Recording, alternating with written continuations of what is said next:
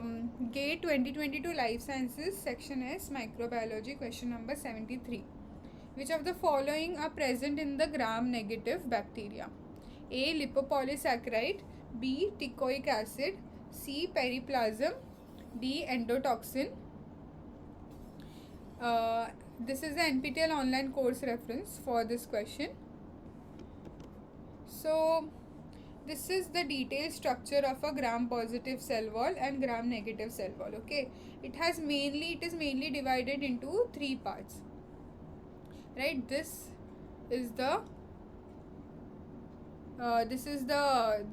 mainly divided into three layers, and this is the cytoplasm. So in gram-positive bacteria, it has two layers. Okay, and in gram-negative, it has a outer membrane. There is a space, okay, periplasmic space, and there is inner membrane. So gram-negative bacteria cell wall is divided into three parts, whereas gram-positive has only two parts. And visually you can see that the peptidoglycan layer in gram-positive bacteria is much thicker. Okay, so thick peptidoglycan layer. Okay, thick PG layer, peptidoglycan layer. Right, we have a thick peptidoglycan layer, whereas in gram-negative the peptidoglycan layer is very thin. Right, that's why when we do gram staining,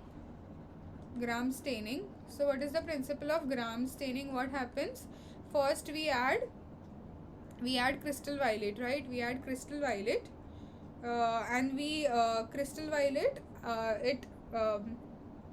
crystal violet has affinity for the peptidoglycan, and it will stain the peptidoglycan purple, right?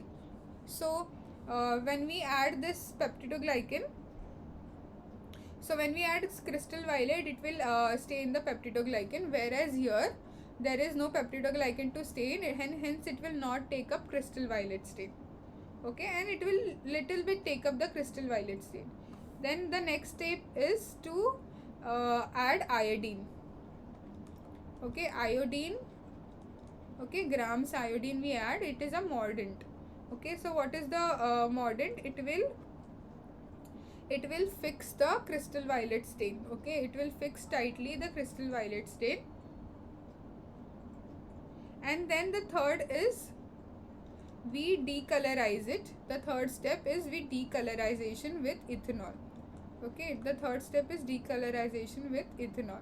So ethanol will mostly chop off this few layers of peptidoglycan. Okay, it will chop off this few layers of peptidoglycan, whereas here it will chop off almost all the outer membrane. Okay, and the inner membrane of the gram-negative is exposed, and hence when we add basic fuchsin dye, right, basic fuchsin dye or fuchsia dye, what will happen? This pink color will be stained by the inner membrane, which is exposed by the E. coli, whereas in gram-positive, because of thick peptidoglycan layer, it cannot reach the inner membrane, right? It cannot reach the inner membrane, and hence this will have a purple, crystal violet stained purple color, and here we'll have basic fuchsin stained pink color. Hence gram negative will look pink in color. Okay, this is very basic. Okay, very basic. So the another difference is in gram negative we have O antigen, right? These are the O antigens. Okay, we have different porins. We have lipoproteins situated in the outer membrane, and we have a periplasmic space. So in gram negative we have distinct outer membrane, inner membrane, and periplasmic space. Okay, whereas in gram positive we have thick layer of peptidoglycan, plasma membrane, and cytoplasm. This is also one of the difference. And this teichoic acid, okay, the presence of teichoic acid, this teichoic acid is only present in gram positive. Okay, teichoic acid is only present in gram positive. Okay, this is very important. And murine Murine lipoprotein. Murine lipoprotein is only present in gram negative.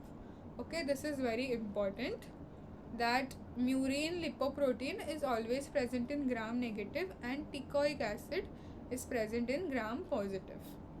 Okay,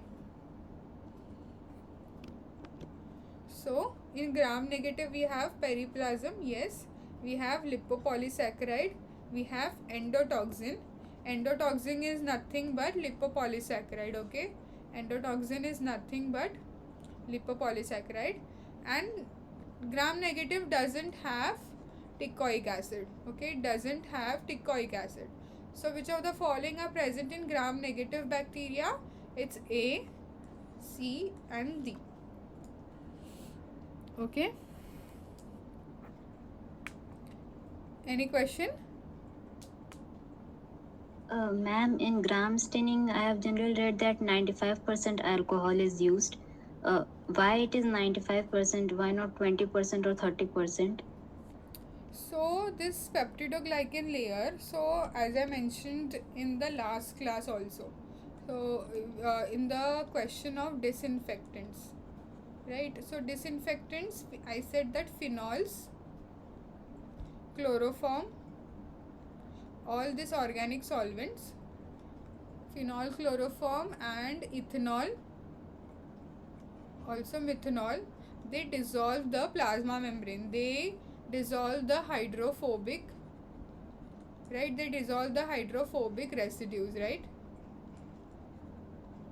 They dissolve the hydrophobic residues. So this peptidoglycan cell wall, this cell wall is somewhat intact, okay, during ethanol process. And in order to differentiate, so in gram negative they don't have much cell wall, they have this lipopolysaccharide layer and they have a outer membrane, which is both, these both are hydrophobic, right? Lipopolysaccharide, lipid rich polysaccharide and outer membrane, they both are hydrophobic.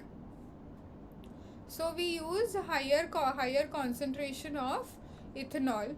Okay, it's almost 90 to 90%, I think it is 90% ethanol is used, so that it will dissolve, completely dissolve this whole layer. Okay, this whole layer, it will completely dissolve, and we have only okay, then we have only small layer of this peptidoglycan, which can be stained by the counter stain, which is basic fuchsin.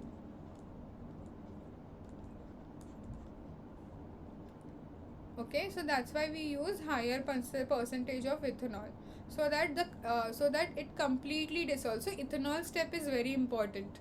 If you use less percent ethanol, what will happen? This will be partially dissolved. Okay, this outer membrane and periplasmic, this outer membrane and lipopolysaccharide will be partially dissolved, and you will see some crystal violet plus thoda bahut basic fuchsin ka pink color. So you will not able to properly differentiate between these two. You will see as a purple pink color cells, which is not exactly proper differentiation.